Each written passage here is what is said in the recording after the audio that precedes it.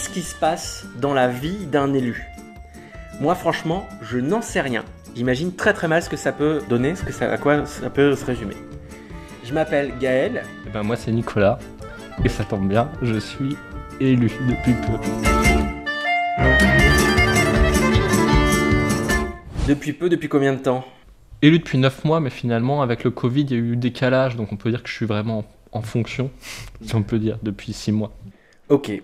Et donc, ensemble, on va se retrouver, on a dit toutes les semaines, on va voir comment ça va se faire, mais on va essayer de se retrouver le plus régulièrement possible pour parler de ce que c'est que la vie d'un élu local. C'est ça, c'est le but. On va se retrouver tous les deux. Ouais, t'as une belle voix de présentateur. Ah bah, c'est vrai que je pousse, j'ai pas du tout la même voix que d'habitude. On se connaît bien, Ouais. Nico et moi, on est amis. Et c'est pour ça que j'ai voulu faire avec toi, pour me sentir en confiance et pouvoir être sincère dans la manière dont je dis les choses, parce que ça me semblait important d'essayer de faire ce témoignage que je veux être une sorte de journal de la vie d'élu pour essayer de faire disparaître un peu ce côté boîte noire où on a l'impression qui alimente tous ces discours de l'élu qui fout rien, à quoi ça sert les élus, etc. Pour essayer de montrer finalement c'est quoi le boulot d'un élu. Et puis rétablir de la confiance, et puis rétablir aussi plus de transparence de la vie publique. Et pour faire tout ça, parce que c'est un exercice qui est pas facile, que j'ai jamais fait. Moi, j'ai jamais fait de communication, et j'aimerais d'ailleurs que ce soit pas vraiment de la communication, mais vraiment un journal, et j'avais besoin de faire ça avec un copain, quoi. parce que justement, je vais essayer aussi d'être la voix, de poser des questions qui paraissent naturelles quand on est un administré, c'est ça que je suis par rapport à... Non ? Un citoyen, c'est mieux, non ? Un citoyen. Ah. T'es un peu mon patron, finalement. C'est toi qui décides de qui va prendre les décisions en fonction des programmes et de la confiance que tu mets en les gens. Donc, l'élu, il donne des orientations au service, mais celui qui fait élire l'élu, c'est toi. Donc, un peu mon patron. Puis rien ne se fait sans pression citoyenne, en général. Il n'y a que ça qui fait bouger vraiment fortement des lignes. Donc, Alors ça. Et la pression citoyenne, elle s'exerce où ? Dans les urnes ?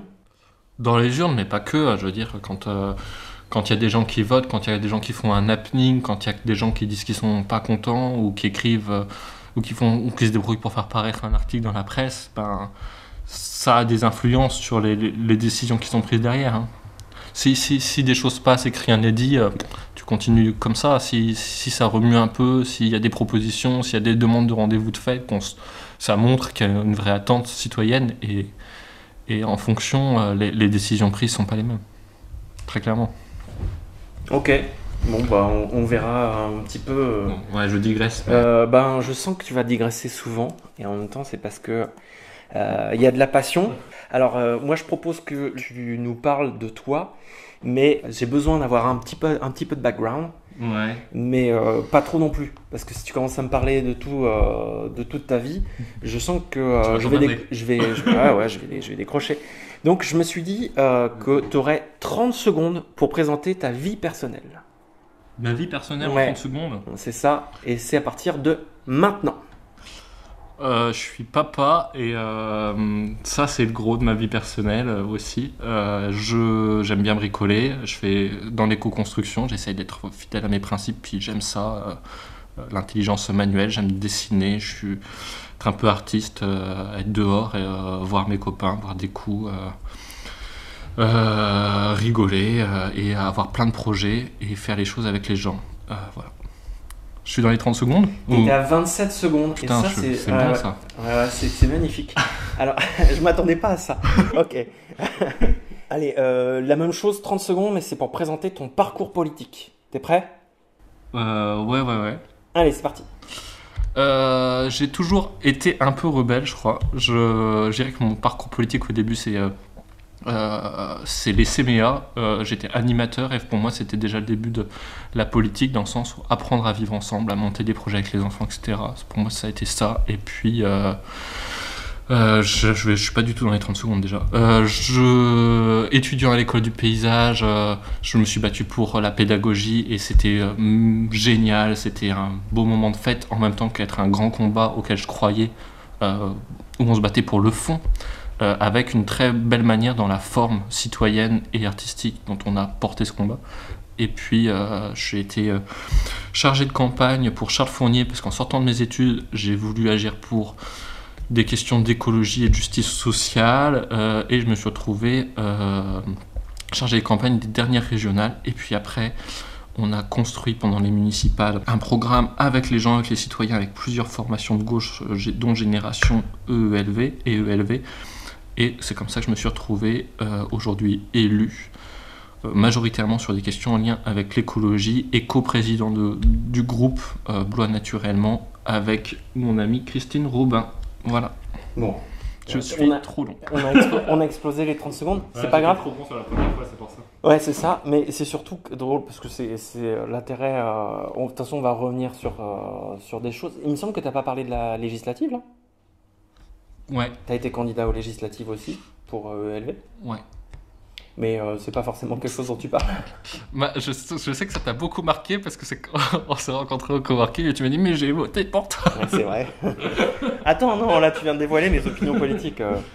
Mais c'est vrai que ce jour-là, j'avais voté pour toi. Donc, ce qu'on s'est dit, c'est qu'on allait essayer de faire 3 podcasts par mois, d'une dizaine de minutes, et on verra à peu près. Ouais. Mais on fera ce qu'on pourra, et peut-être que ce sera plus, parce que c'est souvent plus dans ces cas-là. Bah moi je me dis 10 minutes c'est bien en fait, tu vois, genre là, ça se trouve, ça fait déjà 10 minutes, ça coupe, hop, le suivant, t'as la suite, mais t'as pas le temps de te...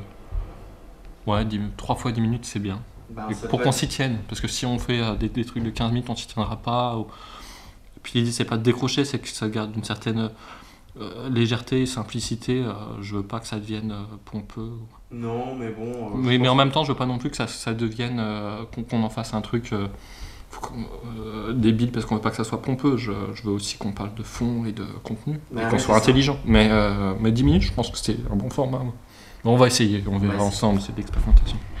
Et donc, l'un des premiers trucs que tu m'as demandé, et qui me paraît complètement dingue de commencer un projet en disant ça, c'est que tu veux faire ça pendant 5 ans. Ouais. Tous les mois. Ouais. Jusqu'à la fin de ton mandat. C'est ça. Et ça va pas être facile, hein, parce que faut s'y tenir. Mais alors ça, s'y tenir, c'est quelque part, c'est aussi pour ça que t'es là. C'est-à-dire que tout seul, c'est certain que je le tiendrai pas. En m'appuyant sur quelqu'un, oui. Et puis en fait, ça fait partie de ce que ça doit être élu. C'est-à-dire... je pense qu'assez rapidement, le rythme est tellement intense que tu bosses et tu oublies de rendre des comptes. Et du coup, à la fin, tu dois te faire réélire, tu dois défendre ton bilan, mais comme tu l'as pas expliqué au fur et à mesure, etc., on a un peu l'impression qu'on revient vers les gens quand on a besoin d'eux.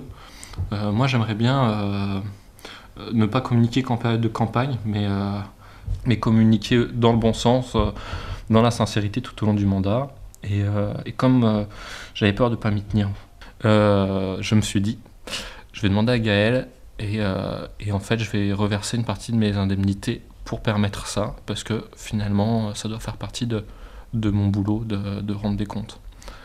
Voilà, donc en gros je suis un peu au-dessus, pour être honnête, hein, là actuellement avec mes différents mandats je suis un peu au-dessus de 2000 €. Je me dis que le salaire médian des Français c'est 1800 €. Donc je vais retourner autour de ces 1800 en réinvestissant une partie pour la transparence de la vie publique à travers cette émission, et puis le reste je pense que je le donnerai à des associations qui défendent des politiques publiques auxquelles je crois. Je suis en train de travailler sur lesquelles, et puis je pense que je rendrai public à qui je donne et pourquoi. Et comme ça je retournerai un salaire médian, et ça permet aussi d'être représentatif de la société, quoi. Je sais pas, de pas... Voilà. D'être fidèle à mes valeurs, de pas continuer à faire de la politique pour les mauvaises raisons, et des fois je pense que le maintien d'un niveau de vie peut être une des mauvaises raisons pour lesquelles les gens veulent se faire réélire. Pour payer sa maison en Corse ? Pour payer... ouais, juste les emprunts qu'on s'est mis sur le dos, j'en sais rien, quoi. On a décidé de prendre cette première émission, de la découper en 2. Ce qu'il y a, c'est que sur le prochain épisode, on ne veut pas faire du teasing, mais tu vas nous annoncer quelque chose d'exceptionnel. Ah bon? Quelque chose qui va changer la face du Blésois. Ouais. Moi j'étais pas au courant, mais on va y travailler. Ouais.